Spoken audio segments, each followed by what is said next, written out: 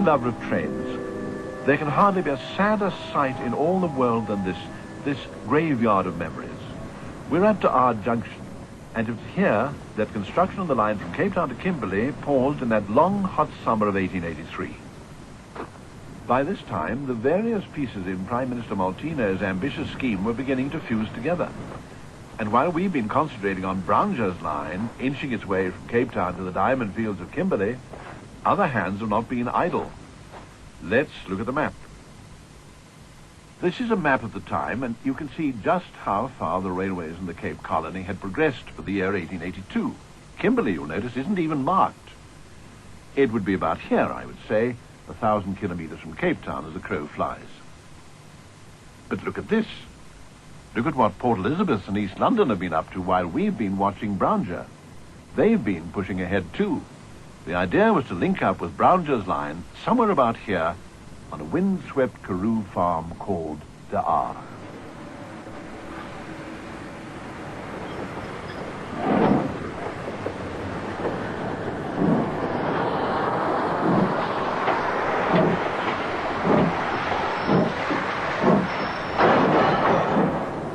And link up they did. On the 31st of March, 1884, 25 years to the day that Governor Sir George Grey had turned the first sod in Cape Town in the pouring rain. Now, the link-up was not without its drama. You see, in order to press ahead with construction, Brownger's people had recruited several hundred Zulus. They were encamped here at De Aar.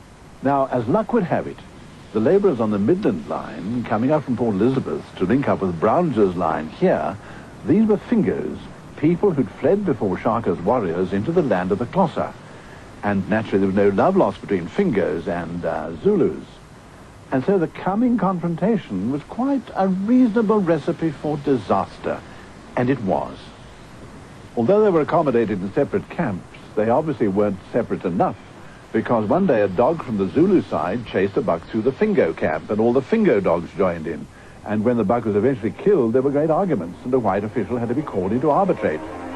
Well, now, the Zulus didn't wait for his ruling. They just fell on the unsuspecting Fingos, and in a moment, 1,400 or so tribesmen were at each other's throats, and several were killed. Then, just before Christmas 1883, that is, the Fingos took their revenge. They fell on the warlike Zulus, and much to everybody's surprise, they gave them a real thrashing in a battle that left 60 dead. The army had to be called in to restore order.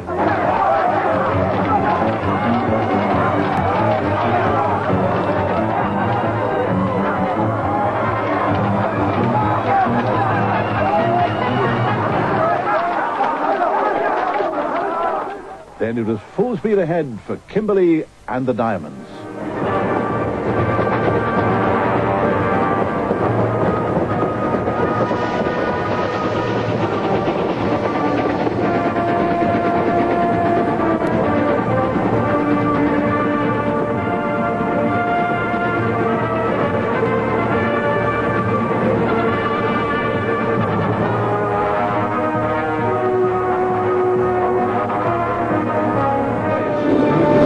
Came and went. He laid 14.5 kilometers in the space of a single week. Then November was upon him, and the line not finished yet. But in the end it was done, and on a November day in 1885, with only a couple of days to spare, the first train puffed into Kimberley. Pauling had done it.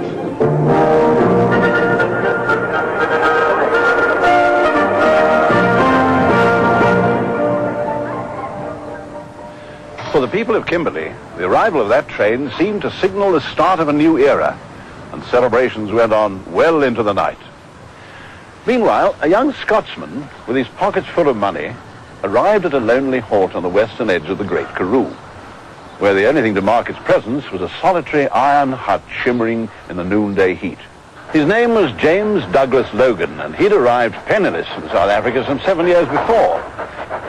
At first he was the station master on the new Cape Town station, and then he was promoted to district superintendent on the Towes River Prince Albert section on the edge of the Great Plain. He was so fascinated by the wilderness of the Karoo that he retired from the railways and bought a hotel at Towes River.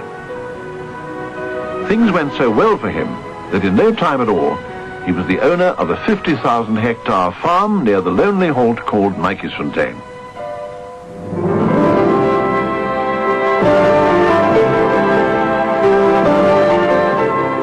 this is what he did. He created this oasis in the desert. In the vast emptiness of the Karoo, he built a village we still call Nike's Fontaine.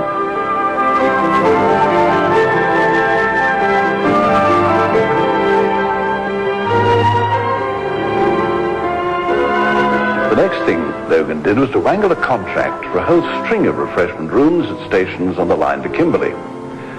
Now, the passengers must have blessed him for this, because by all accounts, the trip from Cape Town was really tough going. It was very difficult to get anything to eat or to drink. There were no lavatories, no place to wash. You even had to sleep sitting up. But at this point, I think we should remind ourselves that the line from Cape Town to Kimberley was not the only one. It had been joined at Dar with the line from Port Elizabeth as part of Prime Minister Maltino's ambitious scheme to link together the colony's main centres. You see, ever since the late 1850s, Port Elizabeth had been clamouring for a line to Uitenhage and the important farming centre of Graafrenet. But railways cost money, and money on that scale was simply not forthcoming.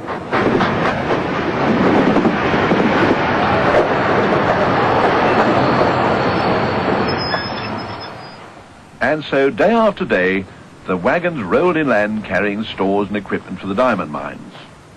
Some of the fortune seekers from Europe preferred to disembark at Cape Town as being the nearest landfall and face the nightmarish journey across the Karoo, but others preferred an extra week at sea for the sake of the shorter but hideously uncomfortable coach trip from Port Elizabeth.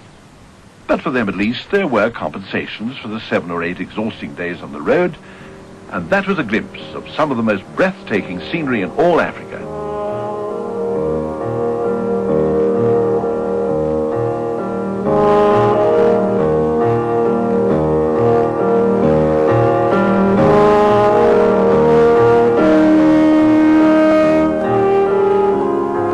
One hot January day in 1872, the year the Cape Colony was granted self-government, everyone was agog with excitement, because the governor, Sir Henry Berkeley, was about to turn the first sod of the first railway in the Eastern Cape. It was part of Maltino's grand plan, but actually it was the local merchants who put up the money. Now, this should have signalled the start of a golden era of railways in the Eastern Cape, but right from the start, it ran into trouble. And once again, the problem was labour. You see, there just weren't enough white navvies to do the job, or convicts for that matter. So they decided to use the local Fingos. Now, as we saw earlier, Fingos were people who'd fled into Xhosa territory from the warlike Zulus during Shaka's reign, and were looked upon by the Xhosas as slaves and dogs. So there was little love lost between them.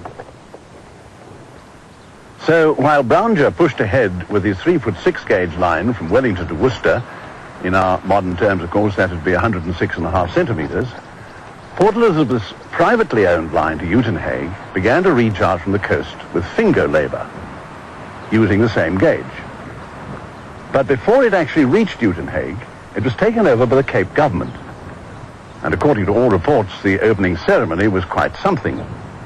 The colony's Commissioner of Crown Lands and Public Works came along to the ceremony. He was John X. Merriman, and he'd come all the way from Cape Town.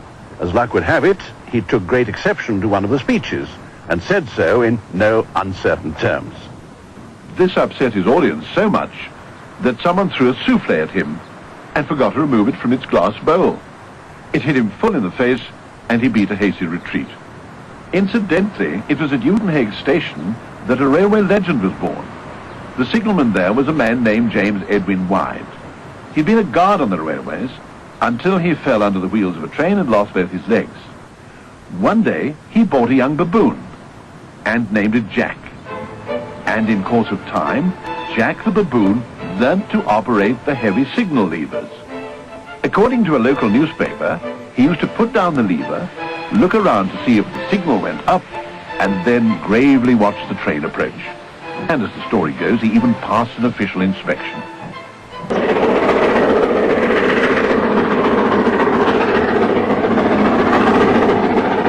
The line went from one financial crisis to another, until one dreadful Saturday afternoon in 1911, when a message came flashing along the wires.